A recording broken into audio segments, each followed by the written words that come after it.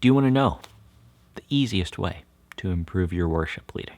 I'm talking about something where you don't have to go to school to do it. You don't have to get your MDiv to improve your worship leading, although that might help. But you don't have to do that for this thing. This is just something super easy that you can do. I'm going to teach it to you coming up.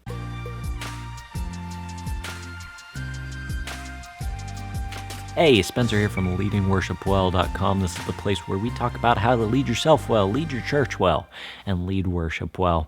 Before we get into things, if you're a worship team leader and you want to lead your team well, not just your church well, but you want to lead your team well as well, I've got you covered. One of the best ways to do that is during your worship rehearsal, and that's why I put together the worship rehearsal blueprint. It's linked down in the description below. It's completely free. In it, I will teach you the 5-piece worship rehearsal formula that you can implement in your worship rehearsals, in your worship ministry, to always make sure that your team is led well, spiritually, relationally, and musically. So check that out in the description below. Other than that, let's get into it, because today we're talking about how to improve your worship leading. And I want to talk about the easiest way to improve your worship leading. Before we get into that, though, I want to hear from you. What's your number one tip for improving your worship leading? If a new worship leader came to you and they said, insert your name here, I want to learn how to improve my worship leading, what's one thing that I can focus on? What would you tell them? Let me know in the comments below, and I'll talk to you in a second.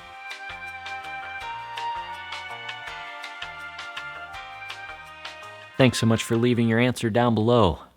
Time for my answer. What is the easiest thing you can do to improve your worship leading? Here it is. Are you ready? The easiest way to improve your worship leading is to get to know the people you're leading. The easiest way to improve your worship leading is to get to know the people you're leading. It's not to learn a bunch of cool guitar chords, even though I love advanced guitar chords. It's not to go to some worship conference, although worship conferences are great. It's not to look at Hillsong and copy everything they do, although I like Hillsong. It's to actually know the people you're leading. Get to know the people that you're leading. Interact with them throughout the week. Be involved in a small group. Don't just hide on stage after church and pretend to pack up your gear while everybody slowly walks out of the space and looking at you like, oh, I guess they're just staying on stage today. Go down, talk to people after church. Stand at the door as people come in, greet them, say hello. How's the wife and kids? That sort of conversation. And get to know the people of your church. Take somebody out for coffee. Whatever. Get to know the people of your church, and you will improve your worship leading. Now, in the rest of this video, I want to share with you how that actually helps improve your worship leading. So let me share with you 3 reasons why getting to know the people you're leading improves your worship leading. Number 1, it builds trust. When you get to know the people of your church, it builds trust with them. When they look on stage and they say, there's Spencer leading worship.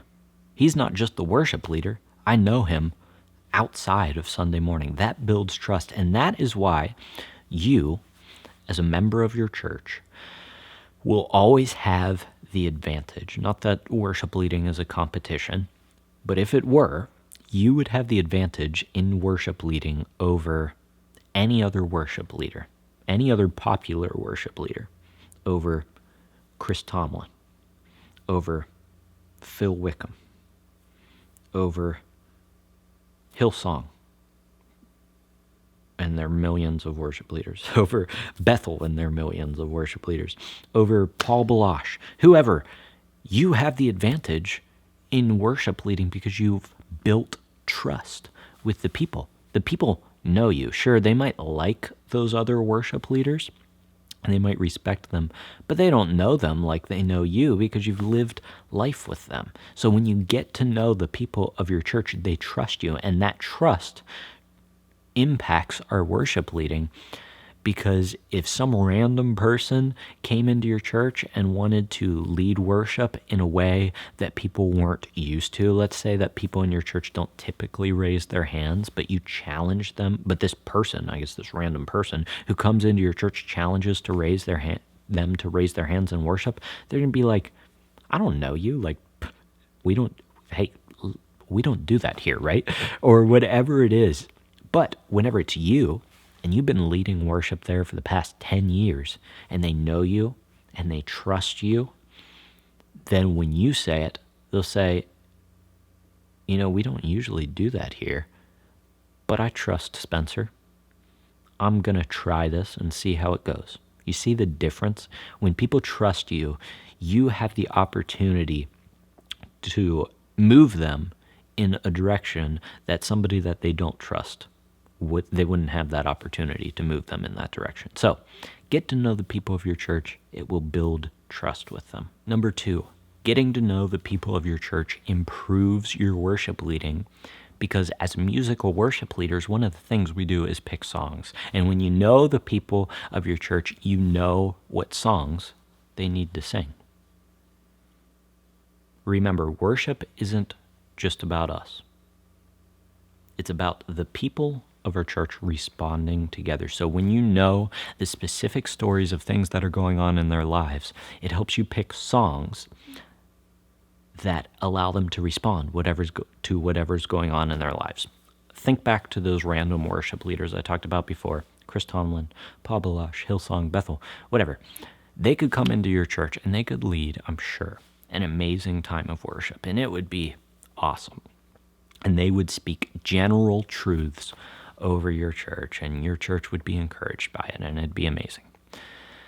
But you, as I said before, always have the advantage in worship leading, because you don't just know general truths that people need to hear. You know specific truths that people need to hear and respond to. You can look out on Sunday morning and see that lady who just lost her mom to cancer a couple weeks ago. And you can use that to pick songs that highlight truths that she needs to respond to. You can look out in your congregation and see that guy who hasn't had a job for the past year and a half but finally got a new job, and you can lead him in celebration of celebrating the fact that God is faithful and God provides. You know the specific stories of the people in your church, so use them to pick songs that allow people to respond to the specific circumstances in their lives. Let's move on to the final point. Finally, number 3, when you get to know your church, your speaking transitions become easy. Maybe not easy, but you know what to say. Because just like we pick songs that allow people to respond to the circumstances happening in their lives, the specific circumstances happening in their lives, we can also structure our speaking transitions to highlight certain things as well. Chris Tomlin could come into your church and talk about some passage from the Bible, and he'd do a great job. But you can come into your church, and like I said before, you can speak into the specific instances of what's happening in people's lives. And if you don't know what to say, I said it was easy before for speaking transitions. If you want just a quick way to figure out what to say between songs, first of all, you can check out the ultimate guide that I put together for that. I'll link it down in the description below. But just 3 simple questions that you can ask. What's going on in the life of my church? What truth of God do I need to highlight and help them see in that circumstance? And then number 3, how do I lead them in responding to that truth? Once again, what's going on in the life of my church? What truth of God do they need to hear? How do I lead them in responding to that? If you can answer those 3 questions, you'll have a speaking transition. Answer the first one. The only way you can answer the first one is if you know the people you're leading in worship. And then number 2, highlight the truth and then lead them in responding to it. And that's what a speaking transition is. It's as simple as that. So get to know the people of your church. Well, there it was, the easiest way to improve your worship leading. It's really easy. It's just relationships. It's just knowing the people that you're leading. It's getting out of the green room, off of the stage, into the congregation, out of the church walls, and into the lives of the people of your church, and seeing and knowing what's happening in their lives, and then using that to form your worship gatherings and allowing them to respond to the specific circumstances in their lives. So that's how you lead your church well. If you want to lead your worship team well, don't forget, there's a link down in the description below to a free PDF I put together called the Worship Rehearsal Blueprint. In it, I'll show you how to have the best worship rehearsal you've ever had so you can lead your team well, spiritually, relationally, and musically. Check that out in the description below. Other than that, thanks so much for joining me. Till I see you in the next video, keep leading worship well.